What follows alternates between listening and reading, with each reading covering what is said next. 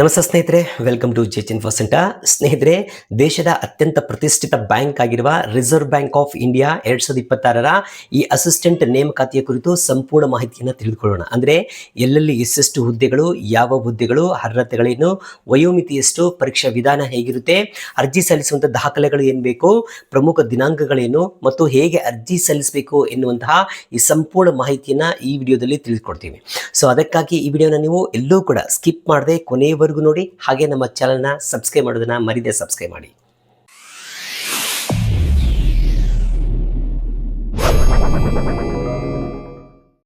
ಸ್ನೇಹಿತರೆ, RBI ಅಂದರೆ reserve bank of India. ನಿಮಗೆಲ್ರಿಗೂ ತಿಳಿದಿರುವಂತಹ ವಿಷಯನೇ. ಇದು ಬ್ಯಾಂಕ್ಗಳ ರಾಜ ಅಂತಲೇ ಕರೆಯಲಾಗುತ್ತೆ. ಯಾಕಂದರೆ ಭಾರತದಲ್ಲಿ ಇರುವ ಎಲ್ಲ ಬ್ಯಾಂಕ್ಗಳಿಗೂ ಬ್ಯಾಂಕ್ ಆಗಿರುತ್ತೆ. ಸೊ ಎಲ್ಲ ಬ್ಯಾಂಕ್ಗಳನ್ನು ನಿಯಂತ್ರಿಸುವ ಮತ್ತು ಮ್ಯಾನೇಜ್ ಮಾಡುವಂತಹ ಕೆಪಾಸಿಟಿ ಈ ಒಂದು RBI ಹೊಂದಿರುತ್ತೆ. ನಮ್ಮ ದೇಶದ ಕೇಂದ್ರ ಬ್ಯಾಂಕ್ ಆಗಿದ್ದು ದೇಶದ ಹಣಕಾಸು ವ್ಯವಸ್ಥೆಯನ್ನು ನಿಯಂತ್ರಿಸುವ ಅತ್ಯಂತ ಪ್ರಮುಖ ಸಂಸ್ಥೆಯಾಗಿದೆ. ಸೊ ಇಂತಹ ಪ್ರತಿಷ್ಠಿತ ಬ್ಯಾಂಕ್ನಲ್ಲಿ ನೀವು ಕೆಲಸ ಮಾಡಬೇಕಂದ್ರೆ ಇದರ ಒಂದು ಈ ಅಧಿಸೂಚನೆಯನ್ನು ಕಂಪ್ಲೀಟ್ ಆಗಿ ತಿಳಿದುಕೊಂಡು ಸೊ ಅರ್ಜಿಯನ್ನು ಸಲ್ಲಿಸಬೇಕಾಗಿರುತ್ತೆ. ಹಾಗಾದರೆ ಈ ನೇಮಕಾತಿಯ ಪ್ರಕ್ರಿಯೆ ಬಗ್ಗೆ ಈ ವಿಡಿಯೋದಲ್ಲಿ ಸ್ಟೆಪ್ ಬೈ ಸ್ಟೆಪ್ ತಿಳ್ಕೊಳ್ತಾ ಹೋಗೋಣ. ಸೊ ಮೊಟ್ಟ ಮೊದಲಿಗೆ ಇದರ ಒಂದು ಹುದ್ದೆಯ ವಿವರ ಬಗ್ಗೆ ತಿಳ್ಕೊಳ್ಳೋಣ. ಸೊ RBI ನೇಮಕಾತಿ 2026ರ ಅಧಿಸೂಚನೆಯಲ್ಲಿ ಕೇವಲ ಅಸಿಸ್ಟೆಂಟ್ ಹುದ್ದೆಗಳಿಗೆ ಮಾತ್ರ ಕಾಲ್ ಫಾರ್ ಮಾಡಲಾಗಿದ್ದು, ಅಸಿಸ್ಟೆಂಟ್ ಅಂದರೆ ಈ ಸಹಾಯಕ ಹುದ್ದೆಯ ಕೆಲಸಗಳು ಏನಿರುತ್ತೆ ಅಂದರೆ RBI ಕಚೇರಿಯಲ್ಲಿನ ದಿನನಿತ್ಯದ ಆಡಳಿತಾತ್ಮಕ ಕೆಲಸಗಳನ್ನು ನಿರ್ವಹಿಸುವುದು. ಸೊ ಅಂದರೆ ಡಾಟಾ ಎಂಟ್ರಿ ಮತ್ತು ದಾಖಲೆಗಳನ್ನು ಸಂಗ್ರಹಿಸುವುದು, ಫೈಲ್ಗಳನ್ನು ನಿರ್ವಹಣೆ ಮಾಡುವುದು, ಗ್ರಾಹಕರ ಪ್ರಶ್ನೆಗಳಿಗೆ ಉತ್ತರಿಸುವುದು ಮತ್ತು ಇತರ ಬ್ಯಾಂಕ್ಗಳ ಜೊತೆ ಕಮ್ಯುನಿಕೇಶನ್ ಮಾಡುವುದು. ಸೊ ಇಂತಹ ಈ ಪ್ರಮುಖ ಜವಾಬ್ದಾರಿಗಳು ಇವರ ಕೆಲಸಗಳಾಗಿರುತ್ತೆ.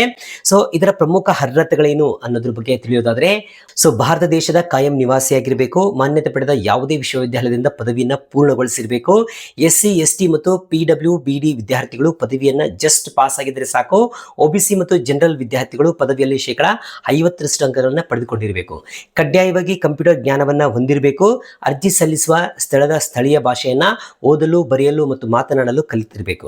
ಸೊ ಕನಿಷ್ಠ 20 ವರ್ಷ ಮತ್ತು ಗರಿಷ್ಠ 28 ವರ್ಷಗಳನ್ನ ಹೊಂದಿರಬೇಕು. SC ST ವಿದ್ಯಾರ್ಥಿಗಳಿಗೆ 5 ವರ್ಷಗಳ ಮತ್ತು OBC ವಿದ್ಯಾರ್ಥಿಗಳಿಗೆ 3 ವರ್ಷಗಳ ಮತ್ತು PWB ವಿದ್ಯಾರ್ಥಿಗಳಿಗೆ 10 ವರ್ಷಗಳ ವಯೋಮಿತಿ ಸಡಿಲಿಕೆಯನ್ನು ನೀಡಲಾಗುತ್ತೆ. ನಂತರ ಪರೀಕ್ಷಾ ವಿಧಾನ.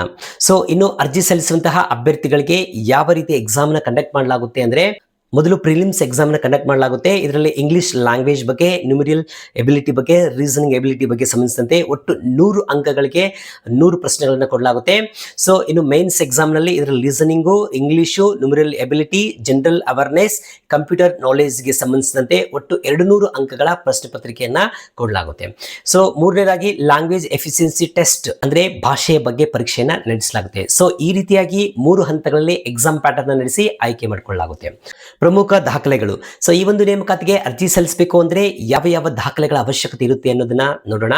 ಅರ್ಜಿ ಸಲ್ಲಿಸುವಂತಹ ಅಭ್ಯರ್ಥಿಯ ಆಧಾರ್ ಕಾರ್ಡ್ ಹೊಂದಿರಬೇಕಾಗಿರುತ್ತೆ, ಪಾಸ್ಪೋರ್ಟ್ ಸೈಜ್ ಫೋಟೋ ಮತ್ತು ಸಹಿ, SSLC marks card, PUC marks card, ಡಿಗ್ರಿಯ ಎಲ್ಲ ಸೆಮಿಸ್ಟರ್ನ ಮಾರ್ಕ್ಸ್ ಕಾರ್ಡ್, ಜಾತಿ ಮತ್ತು ಆದಾಯ ಪ್ರಮಾಣಪತ್ರ, ಅಭ್ಯರ್ಥಿಯ ವಿಕಲಚೇತನರಾಗಿದ್ದರೆ UDID ಕಾರ್ಡ್ ಕೂಡ ಹೊಂದಿರಬೇಕಾಗಿದೆ. ಸೊ ಈ ಎಲ್ಲ ದಾಖಲೆಗಳೊಂದಿಗೆ ಅರ್ಜಿಯನ್ನು ಸಲ್ಲಿಸಬಹುದಾಗಿರುತ್ತೆ.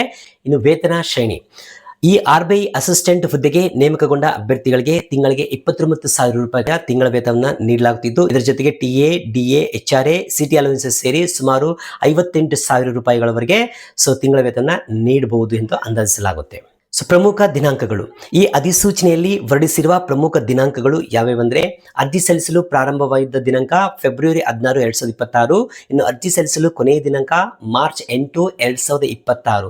ಸೊ ನಂತರ ಇದರ ಪ್ರಿಲಿಮ್ಸ್ ಎಕ್ಸಾಮ್ನ ಏಪ್ರಿಲ್ 11, 2026 ನಡೆಸಲಾಗುತ್ತೆ. ಇನ್ನು ಮೇನ್ಸ್ ಎಕ್ಸಾಮ್ನ ಜೂನ್ 7, 2026 ನಡೆಸಲಾಗುತ್ತೆ. ಸೊ ಅರ್ಜಿ ಸಲ್ಲಿಸುವಂತಹ ವಿಧಾನ. ಇನ್ನು ಈ ಒಂದು ಹುದ್ದೆಗೆ ಅರ್ಜಿ ಸಲ್ಲಿಸಬೇಕಂದ್ರೆ ಯಾವೆಲ್ಲ ಸ್ಟೆಪ್ಗಳನ್ನು ಫಾಲೋ ಅಪ್ ಮಾಡಬೇಕು ಅಂತ ನೋಡೋಣ.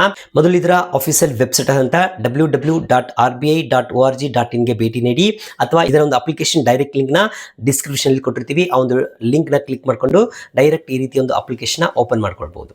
ಆ ಒಂದು ಲಿಂಕ್ನ ಕ್ಲಿಕ್ ಮಾಡ್ಕೊಂಡ ತಕ್ಷಣ ಈ ರೀತಿ ಒಂದು ಪೇಜ್ ಓಪನ್ ಆಗುತ್ತೆ.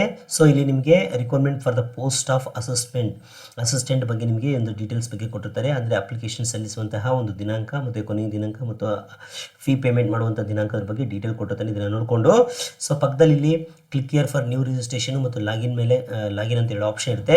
ಆಲ್ರೆಡಿ ಲಾಗಿನ್ ಕ್ರಿಯೇಟ್ ಮಾಡ್ಕೊಂಡವರು ಲಾಗಿನ್ ಮೇಲೆ ಕ್ಲಿಕ್ ಮಾಡಿಕೊಂಡು ನಿಮ್ಮ ಯೂಸರ್ ಪಾಸ್ವರ್ಡ್ ಹಾಕಿ ಲಾಗಿನ್ ಮಾಡ್ಕೋಬೇಕು. ಅಥವಾ ಫಸ್ಟ್ ಟೈಮ್ ರಿಜಿಸ್ಟ್ರೇಷನ್ ಮಾಡ್ತಿದ್ರೆ ಅಂದರೆ ಸೊ ಈ ಒಂದು ನ್ಯೂ ರಿಜಿಸ್ಟ್ರೇಷನ್ ಮೇಲೆ ಕ್ಲಿಕ್ ಮಾಡಬೇಕು. ನಂತರ ಇಲ್ಲಿ ನಿಮಗೆ ಈ ರೀತಿ ಒಂದು ಪೇಜ್ ಓಪನ್ ಆಗುತ್ತೆ. ಸೊ ಇದರಲ್ಲಿ ನಿಮ್ಮ ಒಂದು basic information, photo and signature, details, ಆಮೇಲೆ ಪ್ರಿವ್ಯೂ ಮಾಡಿ ಅಪ್ಲೋಡ್ ಮಾಡಿ ಪೇಮೆಂಟ್ ಮಾಡಬೇಕು. ಈ ರೀತಿ ಒಂದು ಆಪ್ಷನ್ಸ್ ಓಪನ್ ಆಗುತ್ತೆ, ನಿಮ್ಮ ಅಪ್ಲಿಕೇಶನ್ ಫಾರ್ಮ್ ಓಪನ್ ಆಗುತ್ತೆ. ಸೊ ಇಲ್ಲಿ ನಿಮ್ಮ ಒಂದು ಬೇಸಿಕ್ ಇನ್ಫಾರ್ಮೇಷನ್ ಅಂದರೆ ನಿಮ್ಮ ನೇಮು ಆ್ಯಂಡ್ ನಿಮ್ಮ ಒಂದು ಮಿಡಲ್ ನೇಮು, ಲಾಸ್ಟ್ ನೇಮು, ಅನಂತರ ನೆಕ್ಸ್ಟು ನಿಮ್ಮ ಒಂದು mobile number, so email I D, ಒಂದು ಪಾಸ್ವರ್ಡ್ನ ಸೆಟ್ ಮಾಡಬೇಕು. ಸೊ ಪಾಸ್ವರ್ಡ್ ಸೆಟ್ ಮಾಡಿಕೊಂಡು ಆಮೇಲೆ so captcha hockey save and next ಕೊಟ್ಟರೆ ನಿಮಗೊಂದು ಯೂಸರ್ ಡಿ ಪಾಸ್ವರ್ಡ್ ಕ್ರಿಯೇಟ್ ಆಗುತ್ತೆ. ಸೊ ಅದು ಒಂದು ಯೂಸರ್ ಡಿ ಪಾಸ್ವರ್ಡ್ ನಿಮ್ಮ ಮೇಲ್ಗೆ ಅಥವಾ ಬಂದಿರುತ್ತೆ ಅಥವಾ ಮೇಲ್ನೇ ಯೂಸರ್ ಡಿ ಆಗಿ ಸೆಟ್ ಆಗಿರುತ್ತೆ. ಸೊ ಆ ಒಂದು ಯೂಸರ್ ಡಿ ಪಾಸ್ವರ್ಡ್ನ ನೀವು ಹಾಕಿ ಮತ್ತೆ ನೀವು ಲಾಗಿನ್ ಮಾಡಿಕೊಂಡು ಈ ರೀತಿ ಒಂದು ಅಪ್ಲಿಕೇಶನ್ ಫಾರ್ಮ್ನ ಓಪನ್ ಮಾಡ್ಕೋಬೇಕಾಗುತ್ತೆ. ಓಪನ್ ಮಾಡಿಕೊಂಡು ನಿಮ್ಮೆಲ್ಲ ಡೀಟೇಲ್ಸ್ನ ಸರಿಯಾಗಿ ನೀವು ಫಿಲ್ ಮಾಡಿ ಸೊ ಫೈನಲ್ ಆಗಿ ನಿಮ್ಮ ಡಾಕ್ಯುಮೆಂಟ್ಸ್ನ ಅಪ್ಲೋಡ್ ಮಾಡಿ ಆನಂತರ ಪೇಮೆಂಟ್ ಮಾಡಬೇಕು. ಪೇಮೆಂಟ್ ಮಾಡಿ ಫೈನಲ್ ಸಬ್ಮಿಟ್ ಕೊಟ್ಟರೆ ಸೊ ನಿಮಗೊಂದು ಅಕ್ನಾಲೇಜ್ಮೆಂಟ್ ಸಿಗುತ್ತೆ. ಆ ಒಂದು ಅಕ್ನಾಲೇಜ್ಮೆಂಟ್ನ ಪ್ರಿಂಟ್ಔಟ್ ತೆಗೆದಿಟ್ಕೊಳ್ಬೇಕಾಗುತ್ತೆ. ಮುಂದೆ ನಿಮಗೆ ಫ್ಯೂಚರಲ್ಲಿ ಇದರ ಒಂದು ಎಕ್ಸಾಮ್ನ ಆಲ್ ಟಿಕೆಟ್ ಅಥವಾ ಅಡ್ಮಿಟ್ ಕಾರ್ಡ್ ಬಿಟ್ಟಾಗ ಸೊ ಆ ಒಂದು ರೆಫರೆನ್ಸ್ ನಂಬರಿಂದ ನೀವು ಅಡ್ಮಿಟ್ ಕಾರ್ಡ್ನ ಪಡ್ಕೊಳ್ಬೋದು. ಸೊ ಈ ರೀತಿಯಾಗಿ ನೀವು ಅಪ್ಲಿಕೇಶನ್ನ ಸಲ್ಲಿಸಬಹುದಾಗಿರುತ್ತೆ. ನಂತರ ಅರ್ಜಿ ಶುಲ್ಕ. ಅಪ್ಲಿಕೇಶನ್ ಸಲ್ಲಿಸಿದಂತಹ SC ST PW BD ಅಭ್ಯರ್ಥಿಗಳಿಗೆ ಕೇವಲ 50 ರೂಪಾಯಿಗಳನ್ನ ಪೇ ಮಾಡುವಂಥದ್ದಿರುತ್ತೆ. ಇನ್ನು ಜನರಲ್ ಮತ್ತು OBC ಹಾಗೂ EWS ಅಭ್ಯರ್ಥಿಗಳಿಗೆ 450 ರೂಪಾಯಿಗಳನ್ನ ಪೇ ಮಾಡಬೇಕಾಗಿರುತ್ತೆ. ಓಕೆ ಸ್ನೇಹಿತರೆ, ನೋಡಿರಲ್ಲ, ಇದು RBIನ ಅಸಿಸ್ಟೆಂಟ್ ಹುದ್ದೆಗೆ ಸಂಬಂಧಿಸಿದಂಥ ಅಧಿಸೂಚನೆ ಕಂಪ್ಲೀಟ್ ಇನ್ಫಾರ್ಮೇಷನ್ ಇದಾಗಿದ್ದು, ನೀವು ಕೂಡ ಅರ್ಜಿ ಸಲ್ಲಿಸುವ ಮುನ್ನ ಇದರ ಒಂದು ನೋಟಿಫಿಕೇಶನ್ ಕೂಡ ಕಂಪ್ಲೀಟ್ ಆಗಿ ನೋಡಿಕೊಂಡು ಅರ್ಜಿಯನ್ನು ಸಲ್ಲಿಸಬೇಕಾಗುತ್ತೆ.